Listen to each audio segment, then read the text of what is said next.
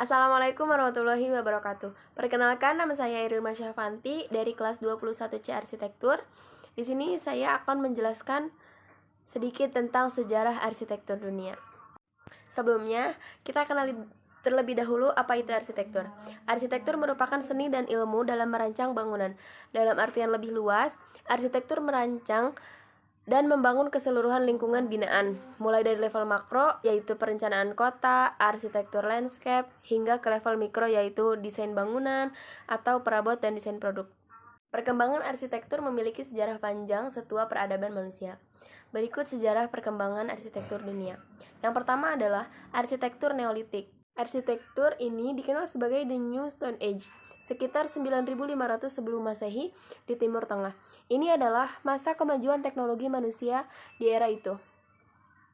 Tembikar pertama kali dikenalkan di zaman ini, sekaligus pengembangan alat berburu, membangun dan memasak. Orang-orang Neolitik di Levant, Anatolia, Syria, Mesopotamia Utara, dan Asia Tengah adalah pembuat bangunan hebat, memanfaatkan batu bata untuk membangun rumah dan desa.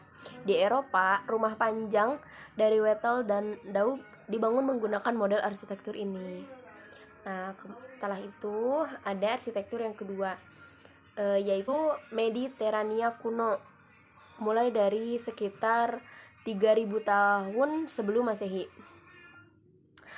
Gaya arsitektur ini, Mediterania ini, berasal dari Spanyol yang di kawasan Mediterania, Spanyol bagian selatan. Pertama kali gaya arsitektur Mediterania ini diperkenalkan oleh Spanyol pada abad ke-16 Masehi ke wilayah negara-negara yang diekspansinya atau Amerika Serikat, terutama di Florida. Kemudian gaya arsitektur Mediterania ini mencapai ke zaman keemasan di Amerika Serikat pada dekade awal abad ke-19 Masehi. Setelah itu ada sejarah arsitektur dunia yang ketiga, yaitu arsitektur Asia. Arsitektur Asia ini masuk di dalamnya adalah arsitektur Persia.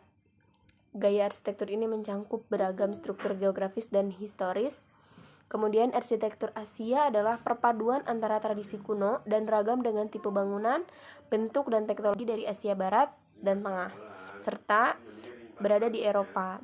Nah, saat ini desain interior Asia adalah tren yang paling populer dan paling banyak digunakan untuk membangun rumah.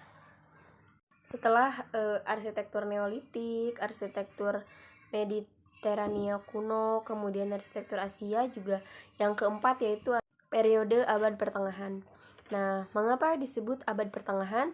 Dikenal sebagai abad pertengahan ini adalah istilah yang digunakan untuk mewakili berbagai bentuk arsitektur yang umum di Eropa abad pertengahan.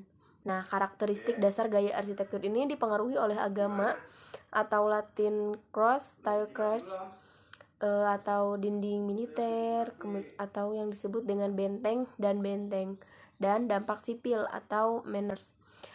Era ini ditandai dengan penggunaan lengkungan bulat atau sedikit runcing tiap-tiap penopang yang mendukung kubah.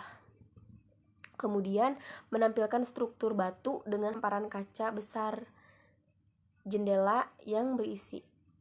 Kemudian yang terakhir ada arsitektur kolonial abad 16 sampai 20.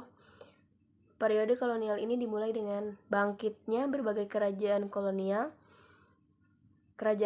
Eropa. Dari periode ini terbagi menjadi barokue atau rumit dan dirancang terlalu lama, klasikisme atau simetri dan proporsional, kemudian revivalisme atau kebangkitan era arsitektur. Ada juga orientalisme atau imitasi budaya timur, dan art nouveau, bentuk dan struktur organik. Mungkin cukup sekian dari saya, kurang lebihnya mohon maaf. Wallahul muwaffiq ila aqwamit thoriq. Wassalamualaikum warahmatullahi wabarakatuh.